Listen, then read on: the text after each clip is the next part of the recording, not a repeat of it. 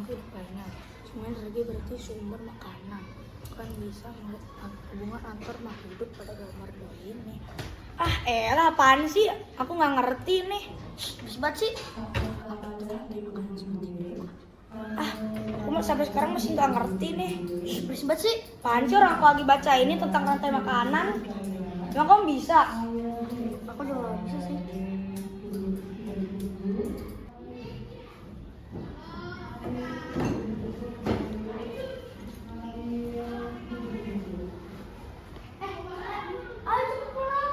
Enggak aku tuh lagi sedih, kamu duluan aja. Soalnya kemarin nilai IPAS tuh jelek banget, aku remedial.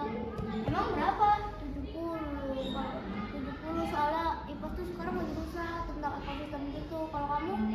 Kalau aku sih lumayan bagus. Yaudah, nanti kita belajar bareng-bareng ya. Yaudah, sekarang kita pulang. Ayo. Halo, Assalamualaikum warahmatullahi wabarakatuh. Saya Rifki Abdullah, guru SD Lab School Cibubur, Kota Bekasi, Provinsi Jawa Barat. Pada video atau tayangan sebelumnya, kita sudah menyaksikan bagaimana siswa-siswi kelas 5 mengalami kesulitan dalam memahami pembelajaran IPAS di kelas 5. Hal tersebut berefek pada hasil asesmen atau hasil belajar mereka yang rendah. Karena itu, melalui implementasi kurikulum merdeka, yaitu dengan menerapkan pembelajaran berdiferensiasi pada metode pembelajaran di kelas 5, kami berusaha untuk menggali dan memberikan pengalaman belajar yang disesuaikan dengan kebutuhan dan potensi untuk setiap siswa. Dengan pendekatan yang berpusat pada murid untuk memberikan pelayanan kepada murid, kami menciptakan suasana belajar yang kreatif dan inovatif, sehingga siswa lebih antusias dan terlibat aktif dalam setiap kegiatan pembelajaran IPAS di kelas. Kami juga telah mengadopsi metode STEM yang mengintegrasikan antara sains, teknologi, engineering, art, and mathematics dalam pembelajaran IPAS, yang terintegrasi juga dalam pembelajaran berdiferensiasi melalui asesmen awal di mata pelajaran IPAS. Kemudian kita memberikan pengalaman belajar di awal, kemudian siswa dapat mengikuti proses belajar yang sesuai dengan kemampuan mereka, terlibat dalam proyek inovatif, dan menjadikan pembelajaran ini tidak hanya menarik tetapi juga relevan untuk tantangan masa depan. Mari kita simak lebih lanjut bagaimana saya menerapkan metode ini di kelas. Dalam menerapkan pembelajaran berdiferensiasi berbasis STEM, tantangan utamanya adalah keberagaman kemampuan, minat, dan bakat belajar siswa yang sangat beragam. Menyesuaikan setiap aktivitas pembelajaran agar dapat memenuhi kebutuhan individual memerlukan perencanaan yang cermat, waktu yang lebih banyak, serta sumber daya yang signifikan. Guru juga dituntut memiliki keterampilan khusus untuk mengintegrasikan pembelajaran yang komprehensif yang tentunya memerlukan pelatihan dan pengembangan profesional secara berkelanjutan pada bidang sains, teknologi, teknik, seni, dan matematika. Untuk mencapai keberhasilan dalam penerapan pembelajaran STEM, kolaborasi yang erat antara guru, laboran, dan tenaga pendukung lainnya sangat diperlukan dalam merancang dan memfasilitasi pembelajaran yang efektif di sekolah. Sudah ada yang tahu kita akan belajar apa di bab kedua? Apa Azam? Kita akan belajar tentang ekosistem. Tapi sebelum kita masuk ke pembelajaran tentang ekosistem, Pak Rifki mau ngajak dulu teman-teman. Kita akan melakukan tes awal pembelajaran. Kira-kira metode apa yang akan dapat kita lakukan supaya teman-teman nanti bisa memahami materi ekosistem dengan mudah? Nah, sekarang kita akan melakukan tes awal. Silakan teman-teman buka device-nya dulu. Yuk, kita buka semua device teman-teman.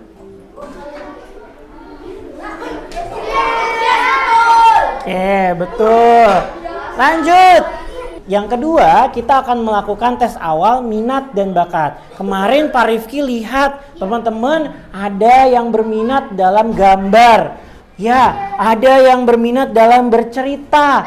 Nah, ada yang suka bermain peran. Ya, ada yang sukanya bernyanyi.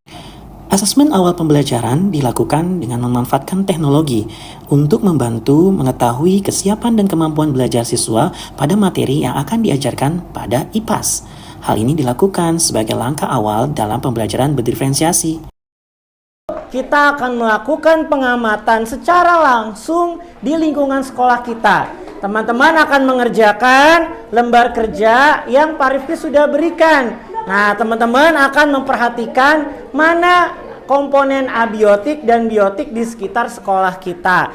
Dan teman-teman juga akan mengenal ekosistem yang ada dekat sekolah kita. Sudah siap? Siap! Ayo! Untuk mengenalkan konsep ekosistem pada siswa, guru dapat menggunakan berbagai macam media. Salah satunya adalah dengan pengamatan secara langsung untuk menghadirkan pengalaman belajar yang nyata. Iya. Langsung. Maglev di sini, oi. Maglev. Aku ketemu Abi. Sini. Oke. Apa manusia apa ya, Biar? Iya. Kemudian kemungkinan terjadi rantai makanan atau yang hubungannya akan terjadi di sini apa? Ini biotik kan? Rumput. Ini Pak, batu ini.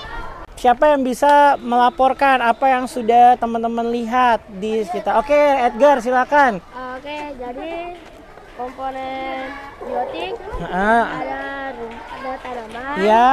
lalu pohon, Iya. dan tadi saya nemu hewan. Oke, hewannya apa? Kadal. Kadal. Oke, tepuk tangan untuk kita semua. Kalau begitu, kita kembali ke kelas yuk. Pada tahap berikutnya, siswa diberi kesempatan untuk memilih tugas yang sesuai dengan minat dan bakat mereka. Beberapa siswa membuat poster tentang ekosistem, yang lainnya membangun model 3D atau diorama, atau dapat juga menyusun presentasi video atau audio tentang interaksi dalam ekosistem. Siswa yang tertarik pada teknologi dapat membuat simulasi digital menggunakan aplikasi Canva tentang ekosistem. Strategi ini mendorong pemahaman lebih dalam dan kreativitas siswa. Setiap siswa atau kelompok mempresentasikan hasil karya mereka di depan kelas. Presentasi ini memberikan ruang bagi siswa untuk berbagi temuan mereka, sekaligus belajar dari karya teman-teman. Diskusi kelas memperkuat pemahaman mereka tentang ekosistem. Dengan pendekatan pembelajaran STEM, kita tidak hanya membuka cakrawala bagi siswa, tetapi juga mempersiapkan mereka untuk masa depan. Mereka belajar bukan hanya tentang ilmu pengetahuan dan teknologi, tetapi juga keterampilan penting abad ke-21 seperti berpikir kritis, kolaborasi, dan kreativitas. Ini adalah fondasi untuk membentuk generasi pemimpin masa depan. Kami berharap semangat inovasi dan rasa ingin tahu yang kami tanamkan dalam setiap diri siswa terus berkembang melalui implementasi kurikulum Merdeka untuk membantu mereka mengejar impian dan memberikan kontribusi nyata bagi dunia.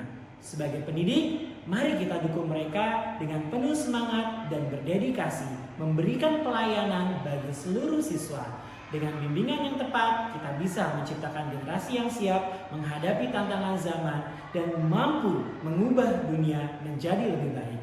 Harapan kita tidak hanya pada keberhasilan akademis, tetapi juga tumbuhnya karakter yang mulia dan tekad untuk membuat perbedaan.